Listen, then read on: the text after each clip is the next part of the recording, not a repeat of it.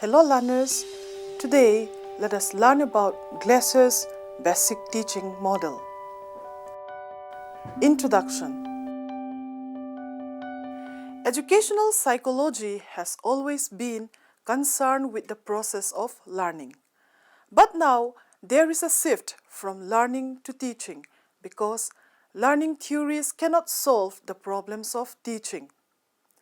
This is because teaching is a man-making business and just sitting on an armchair with a cup of tea in hand to sip will not meet its demand. As teaching requires the teacher to have sound knowledge of the subject content, method, techniques, and teaching aids to be used by him or her. In addition, it also demands an art as well as skill for making the teaching episode interesting and effective one.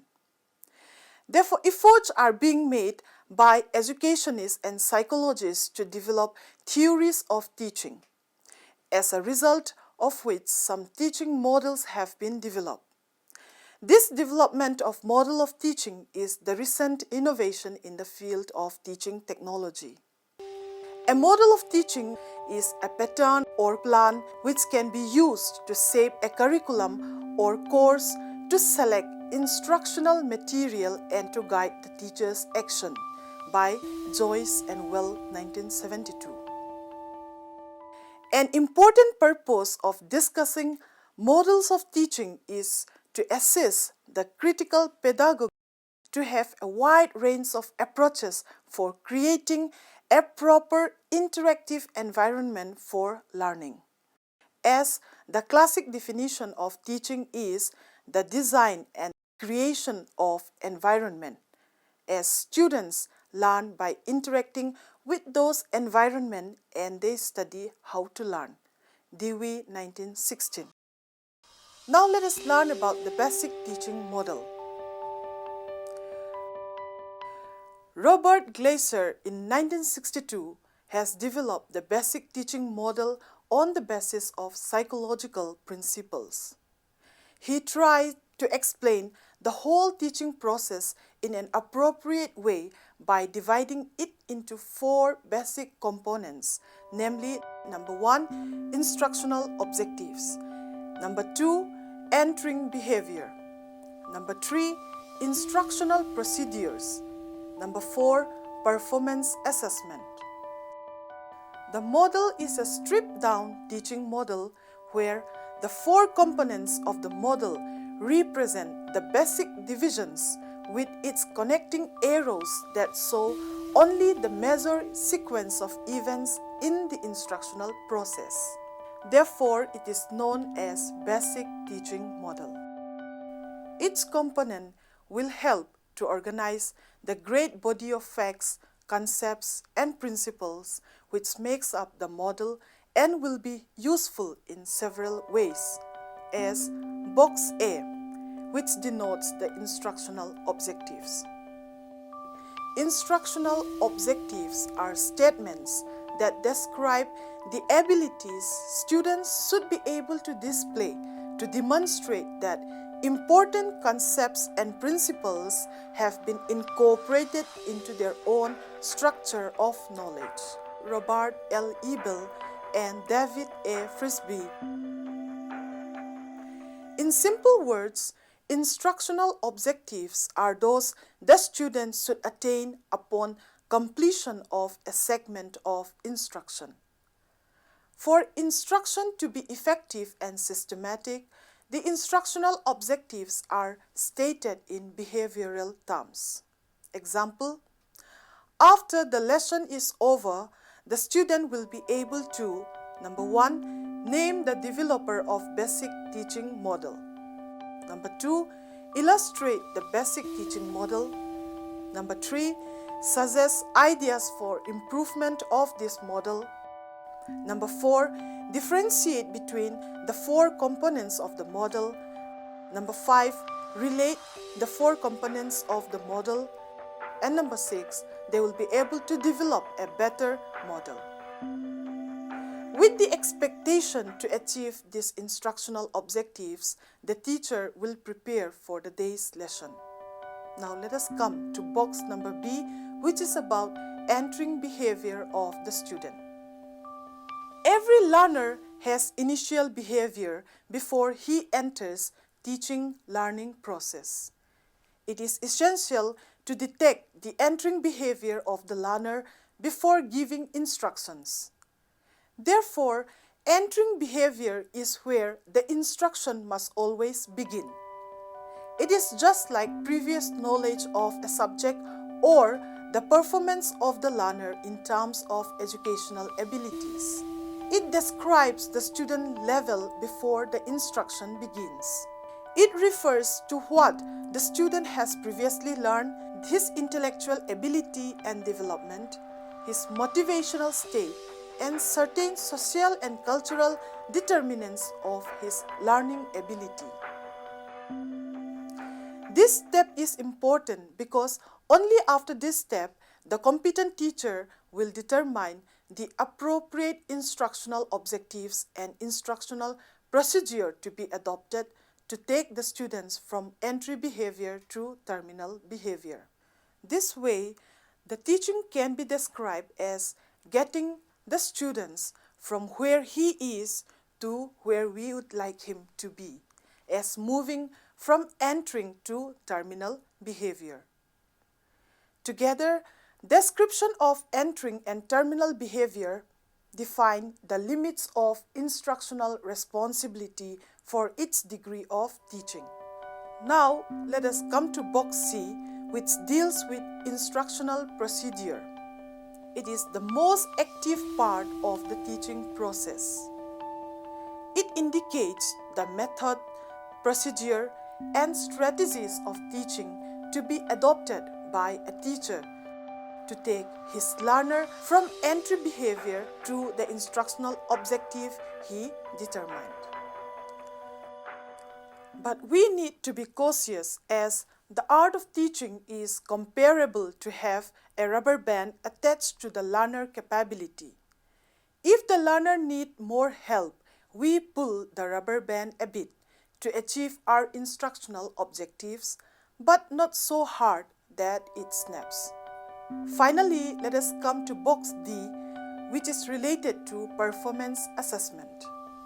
Here, the performance of the learners need to be assessed at the entry level through placement evaluation to check whether the child possesses the sound knowledge and skills needed to begin the planned instruction.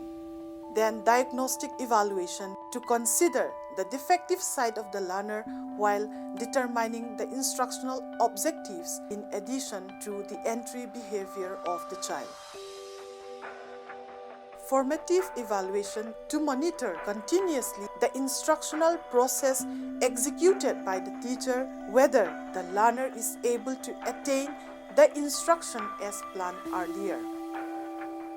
Then we have summative evaluation, where ultimate behavior of the learner is tested at the end of the teaching learning process to determine whether the planned instructional objectives are achieved or not, and to assign grades to learner according to their performance. If the need arises, objectives may be modified. The instructional procedure may be improved and assessment of performance is made again. It is possible to add many more connecting lines that connect components later in the sequence with the earlier ones are called feedback loops. The 4 feedback loops, as shown in the diagram, connect performance assessment with each of the earlier components of the model. All four basic components are interrelated with one another. They interact and influence each other. If the performance assessment indicates that the learners have not been able to achieve the objectives set for them, necessary changes are brought about in any one of all preceding components of this model so that the goals of instruction are attained. Now let us come to the descriptions of Glaser's basic teaching model. Glaser's model may be described in terms of 5 fundamental elements as under. Number 1, focus. Number 2, syntax. Social system. Principles of reaction. Support system. Focus. This model attempts to pinpoint the process and measure activities comprising the entire teaching learning process. It also brings into the light sequence to be followed in the instructional process. Then we have number 2, syntax. In this model, flow of activities is sequentially listed. A. First, the objective to be followed are fixed in accordance with Bloom's taxonomy. B. Then the entering behavior showing the understanding and background of the student will be determined. C. Thereafter, the instructional work is carried out to achieve the objectives, keeping in view the entering behavior of the learner. D. The ultimate behavior of the learner is determined by using a different type of test. Then we have social system. The model describes a teacher-dominated classroom climate. Here, students are receptive and appreciative of the teaching activity. The success of this model depends upon the competency and ability of the teacher in terms of various skills like the formulation of objectives, use of proper strategies, techniques of evaluation, etc. Principles of reaction. A. Principles of interdependence. B. Principles of active involvement. C. Principles of follow-up. Then we have principles of reaction. Main principles of reaction are A. Principles of interdependence. The students' response are to be understood and dealt with in the light of interaction and interdependence, process and assessment. B. Principles of active involvement. Proper execution of this model requires a lot of activity on the part of the teacher. The model requires the active involvement of the teacher from the beginning to the end. Understanding of the potential and deficiencies of the students is required at every stage of the teacher in order to achieve the objective. C. Principles of follow-up. An assessment is made after teaching. In case the results are not accordance with set objectives, gaps, and deficiencies are found out by the teacher, then he tries to rectify the drawbacks by taking corrective measures. Then we have the last 5 fundamental elements, that is support system. The teacher needs following support system for its success. A. Proper environment. Proper teaching learning environment and situations are required for the use of suitable teaching strategies.